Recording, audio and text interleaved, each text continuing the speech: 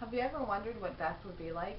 Do you think about it, what will happen, or who will be there? Not many young people think about the end of life or what could happen in that time. But as we age, death becomes more apparent. Planning begins at that time. At first, the planning would be with a will or a testament of what we want when death occurs.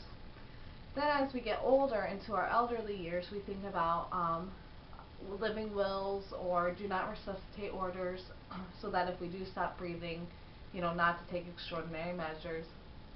Death is usually not a conversation many people like to talk about. This is mainly because people fear death and they fear being alone in that time. We fear not being able to be in a comfortable place. Many of us would like to be at home. Actually, about 90% of us would like to be at home in our end of life time. But the truth is that 70% of us, 75% of us actually, will end up in an institution or some sort of hospital during our end of life. The sad part is that many of us don't actually get to be around the people or in the place that we would like to be in when we die. Within those who do die in home or institutions, how many of us face the fear of being alone? Many of us. Even more than that though, how many people die on the streets homeless every day with no one around, with no one to support them or care for them in their end of life time? The reality is there are about 672,000 people who are homeless in the U.S. on any given night. Many of us think about the homeless, but we really don't think about how many of them there are or what happens to them around us. We just care about, oh, well, they're there, and sometimes we'll provide assistance and sometimes we won't. They are often forgotten about by many people.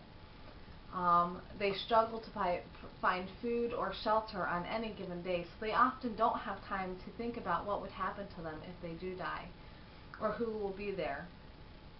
There aren't many places for the homeless to go in the end-of-life care. Not many of them have insurances, so they're turned away from hospitals or institutions. They don't have assistance, or they don't know how to apply for assistance. There are shelters that provide housing for them for short periods of time, but many of them do have time limits. You can only stay a night or a couple nights. Many of them do close down throughout the day, so they can't even stay during the day. They have to go back on the streets. Like I said, they already have to struggle during their day-to-day life. Is it fair to make them struggle in their time of death? We need to have more programs of assistance for them in that time. Education programs that can help them plan for it. They still have wishes, and they have desires of what they would like in the end of time. So if we have the desires and they have the desires, don't they have the right to implement them as well? There are programs out there for the dying, but not many of them hold on or provide for the homeless. If we could come up with some plans or add-ons to these programs to help the homeless so they do have a place to go and that they do have somebody there with them in that time, so that they can feel like they matter and they're not alone. If we think about it, many programs are out there. There are programs out there to help ease death, but how many of them really help the people who really, who are alone? In 2008, there were 2,500,000 deaths in the U.S. 963,000 of those were under hospice care. But what happened to the rest of them? Who were they with? Were they alone? Did they have somebody? I wanted to bring up the homeless because they were the most significant forgotten group. But there are other forgotten groups, like the elderly. They're often forgotten about if they don't have a family member or an advocate for them. If they get left alone for long periods of time. I've experienced this in my own life experience with my uncle when he was in a nursing home. His roommate did not have a visitor for long periods of time. We would go and see my uncle 2 to 3 times a week, And oftentimes, he may not have a visitor for a few months. And this is sad because, the older people have experienced so much in their life. Depending on their age, they've gone through so many different experiences, like war, the Depression, having to deal with so many different ups and downs in our society. Yet, they have to be left alone because they don't have anybody to care for them. Is that fair to leave them alone in their final days? Would you want to be left alone after experiencing all that? Many of us have been asked the question, what will we do in our final days? The most common response is spending time with our loved ones. We feel like we do not want to be left alone. We want to share the moments we have left with the people we care about the most. But what about the people who really don't have anybody? They want somebody, they want to have their needs met, but they don't have anybody there. This is why we need programs to help fill that empty spot that people don't have. There are programs that offer end-of-life care. The most common that I've experienced was hospice. Many cities around the U.S. do have some type of hospice care. For my city, it's Hospice of the Western Reserve. Hospice is a great precedent for end-of-life care. They provide so many different programs and a comprehensive plan for both the family and the client. They have a multi-level care system that provides like palliative care, spiritual care, bereavement care, social workers, education for the caregiver and the client on what's going to happen in the end of life time. Each of these programs offers assistance in some way or another. They make sure the patient and the family is prepared for what is going to happen in the future, because none of us really understand the death process unless it's really explained to us. They have volunteers to help provide companionship for those who don't have it. If someone is under hospice care and doesn't really have an advocate for them, the volunteers will go and visit them and take time with them. The team is composed of different professionals like doctors, nurses aides, social workers, volunteers. All work as a team because hospice believes in the celebration of the individual and their life. They strive to enhance comfort and minimize suffering. They improve the quality of life for the end of life, and they support effective grieving. They are more concerned about the families and the patient than they are about what profits they get. Not everyone on hospice will actually die on hospice. Some people just need to have them their services to help them recover and get back to their journey. So some people do actually graduate from hospice. If we take the concepts of hospice and move forward to create a bigger programs or bigger services so that those who don't have insurances or the understanding of how to prepare for the end of life can do so. In our society, if we could take a wholesome look as hospice does to provide citizens, I think it would greatly minimize the amount of people who are left behind and left alone during that time. Some programs I am suggesting could incorporate housing for the homeless so they have somewhere that they can call their own. The program would provide like a social worker or counselor to help manage their care and help them work through initial issues, to help address maybe some needs that they haven't had addressed in a long time. It could help them learn how to live in a healthier fashion.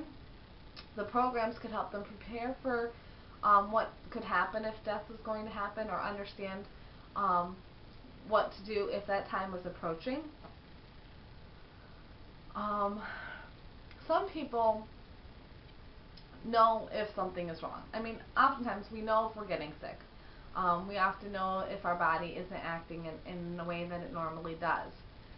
So if we could educate people on what to do in that time or how to get help in that time, it could be beneficial for them. We need programs as well so that people do not feel like they have to be alone during the time of death. Every person on earth has the right to be close, has the right to have somebody be close to them, especially in the time of death.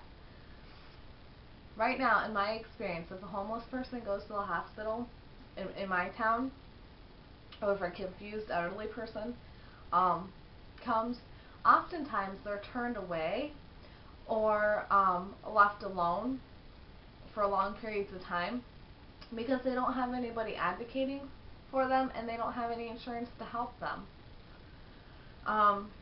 If they do get admitted, they're usually not seen more than once a day, maybe for some meds or maybe for a bath. There's little communication with other people, which often makes them feel like they don't matter. We should refer back to the mission of hospice in this time and celebrate the life and promote choice in the end of life. Each person should matter, despite where they come from or where they are. We need to take the individual as a whole and present that as if they were the only individual at that moment. Because everybody needs to feel like they're worth something. The programs we should be created with compassion and consideration. They should have different levels of care to allow the person to receive all that they need and not just little bits and pieces. There could be levels to enhance education so that people know how to care for themselves or build a better place for themselves, even if they don't have very much. As social workers, we need to make sure that our clients are getting all their needs met, not just a little bit of this or that. So the first level of the program that I would like to implement would be going off of some of the services we already have. Providing housing for the homeless. We have shelters that provide housing, but they only provide for short periods of time, as I had stated.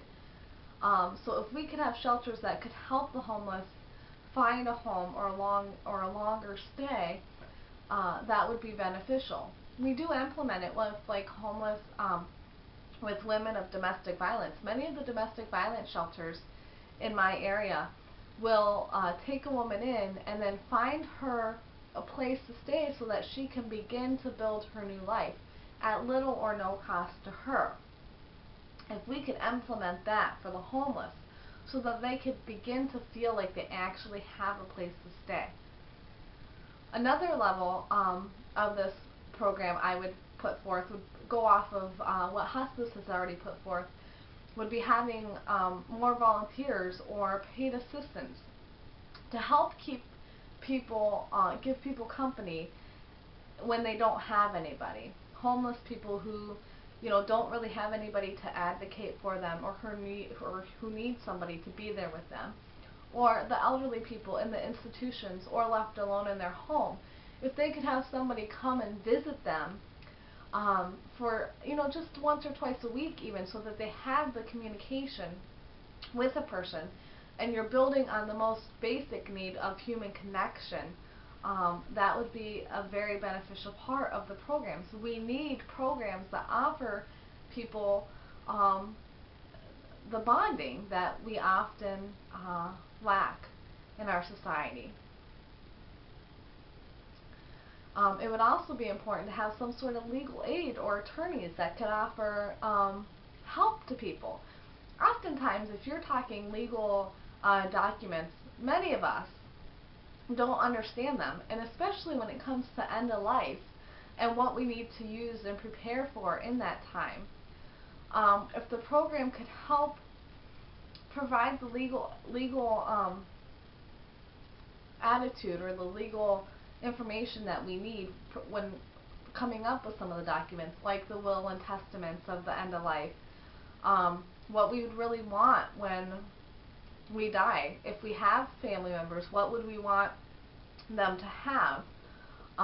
It would be good to have an executor of that will so that, what we have set forth could make sure that it goes to whoever we would want it to go to.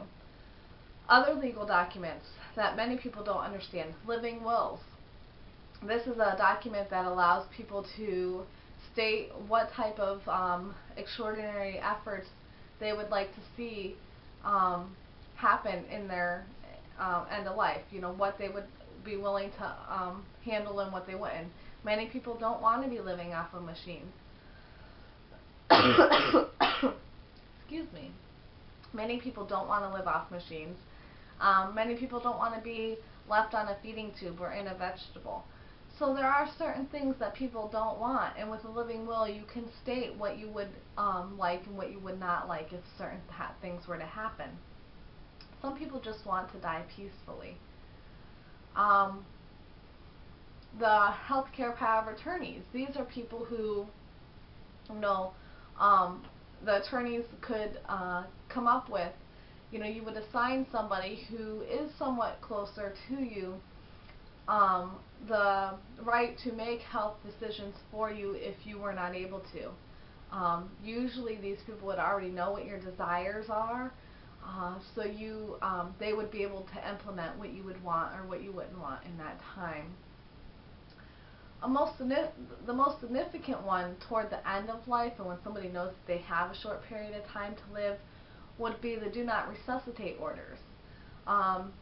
Now, in the state of Ohio, which is where we live, there are two different kinds of do not resuscitate. There's a do not resuscitate comfort care, which basically means that, when you're ready to pass on, we'll do anything like keep you comfortable, make sure you don't have any pain, keep you from suffering, but we won't take any extraordinary medical efforts to keep you alive.